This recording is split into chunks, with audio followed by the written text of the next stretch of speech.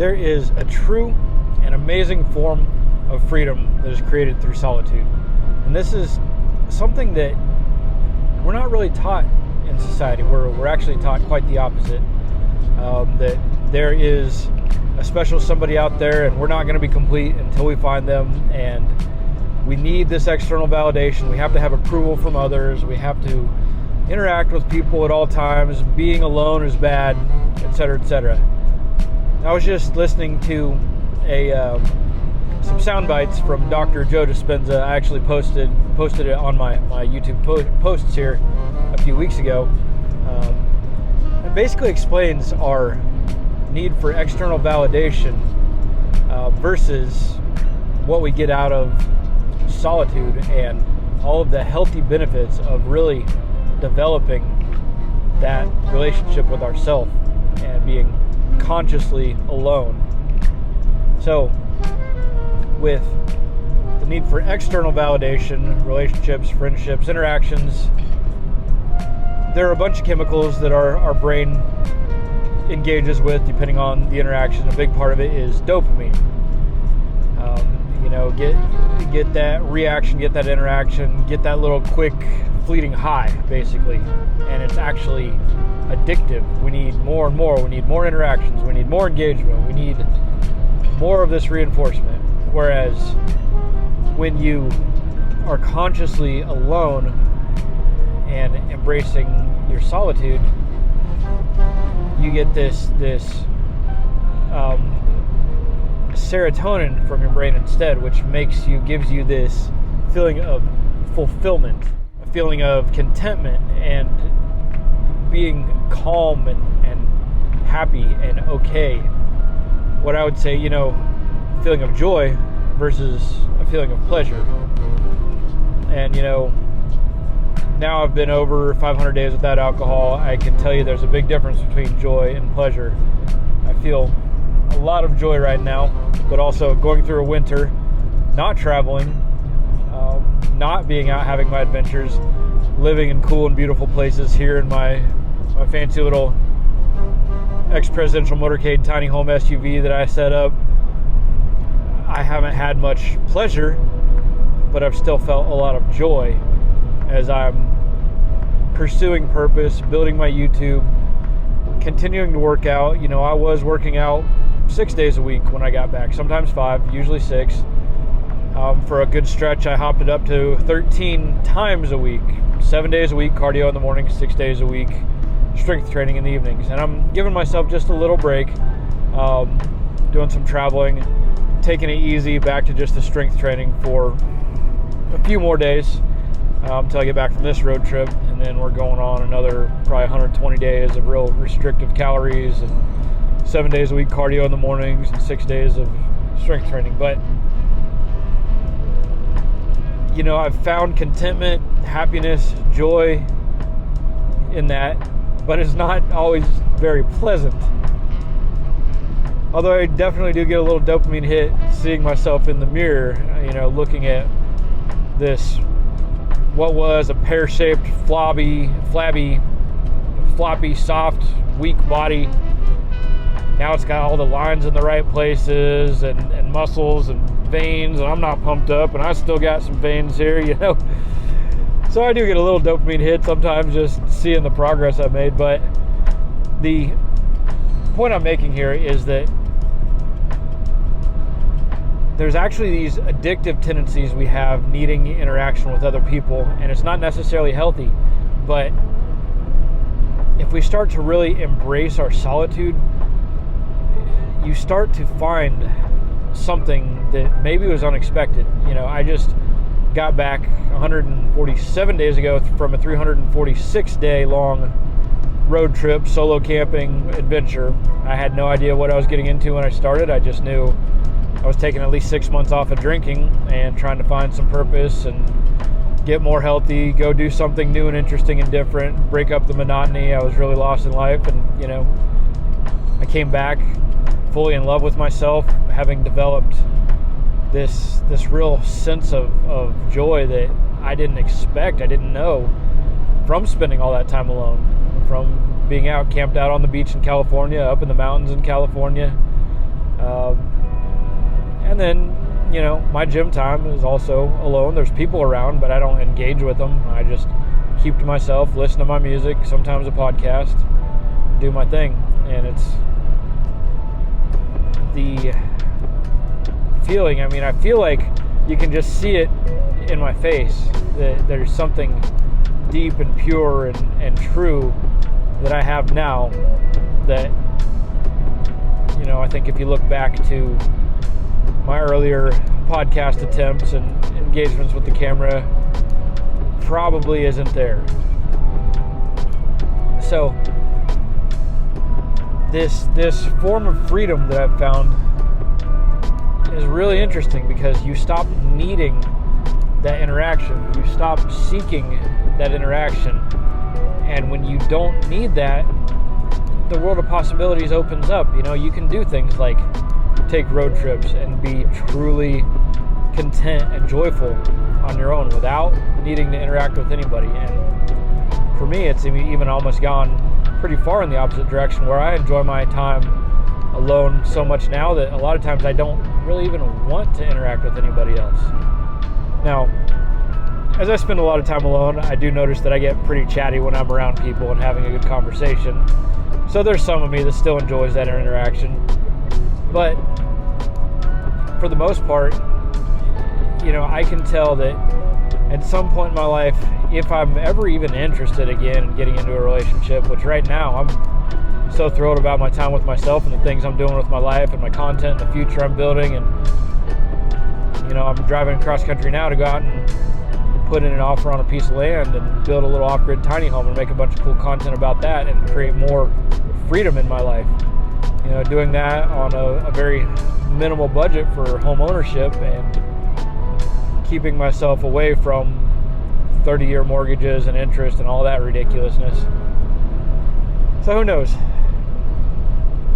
Well, that point that I'm making is that I know that if or when I'm ready to be in a relationship, I won't get into one that isn't right, because I'm not getting into a relationship because of trying to resolve loneliness. I'll be getting into a relationship because it actually enhances my life and I can enhance theirs. Also, it's not from a state of neediness. It will be something that is a genuine asset, or I'm not going to take away from this beautiful relationship I've created with myself. Why would I want to take away from the time I enjoy with myself to be in a relationship with somebody who makes it so I don't enjoy my time?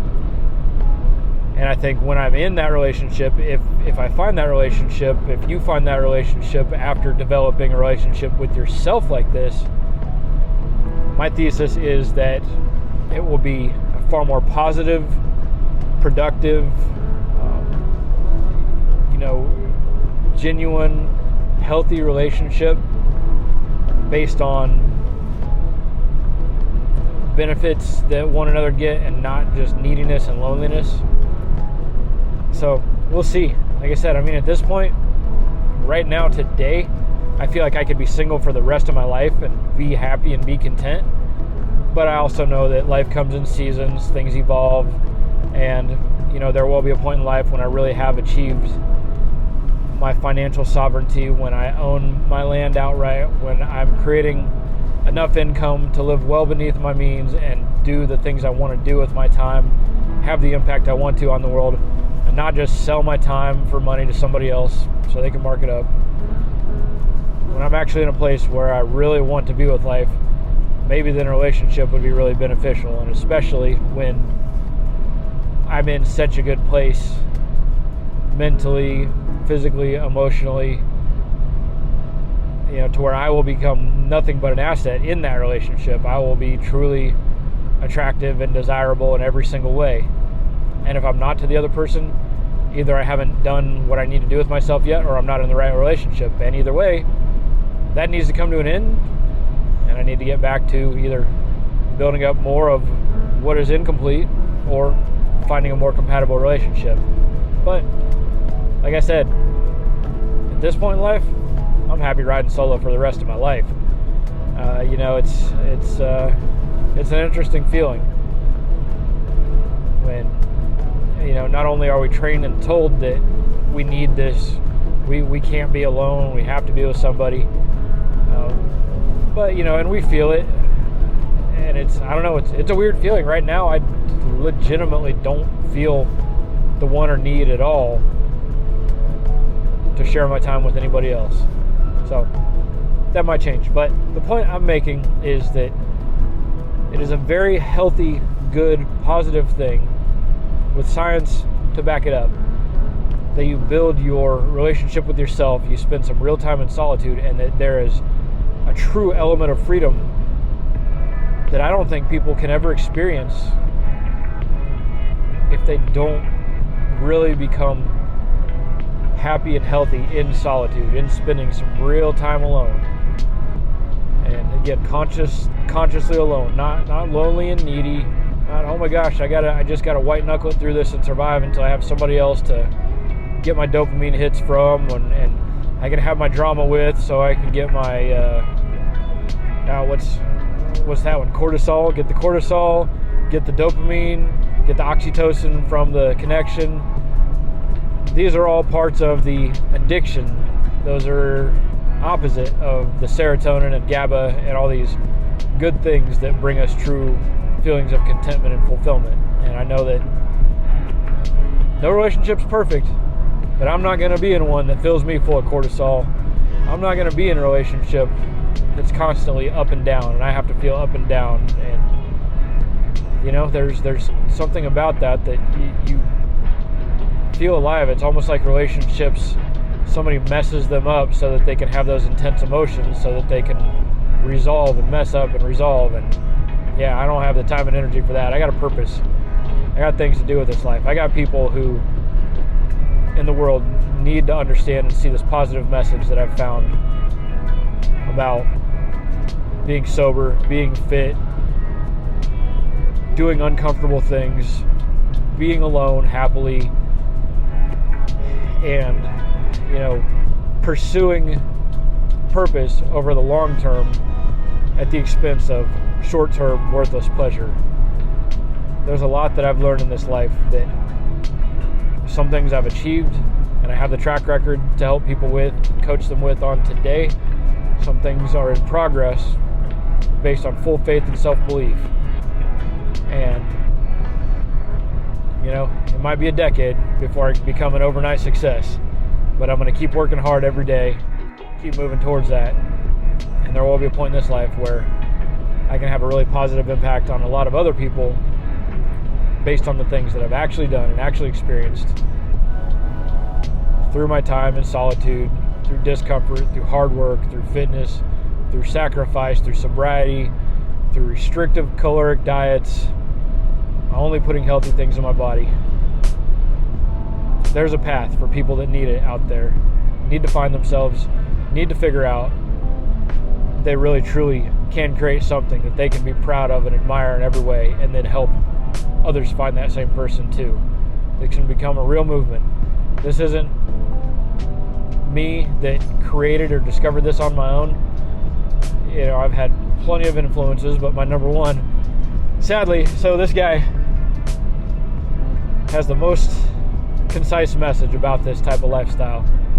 He spent 10 years in prison for violent assault, drug deals, etc. Came out, made himself tens of millions a year, living the life, and as of a day or two ago, just got himself into another violent confrontation and might be going back to prison. So that's kind of an interesting one. His name is Wes Watson. He's been a huge positive benefit in my life, although the violence, I'm sad to see it happen. I sure hope that he comes out well, and if he does, he'll be a better man on the other side of it and learn a lesson too, just like the lessons I've learned. Because nobody's perfect, even the people that we learn from. So that kind of went off on a tangent a little bit, but yeah, look him up as well, Wes Watson, GP Penitentiary Life on YouTube. That guy's got a lot of wisdom, even though he might have fallen short keeping up with at least a little bit of it in one way. But he's taught me a lot of great lessons that I've taken to heart and have really changed my life. So, and then I've applied it in my own way. I've only got one tattoo. I'm not covered in them. They're not on my neck and my throat and the back of my head. Haven't been to prison, not going to go, but I can still learn the lessons from a person who learned lessons there and apply them to my life. So I hope you guys can learn some lessons from the things I'm telling you here and apply them to yours, and find this deep contentment and joy that I've found through you developing a relationship with yourself alone, not needing anybody else to give you those temporary highs.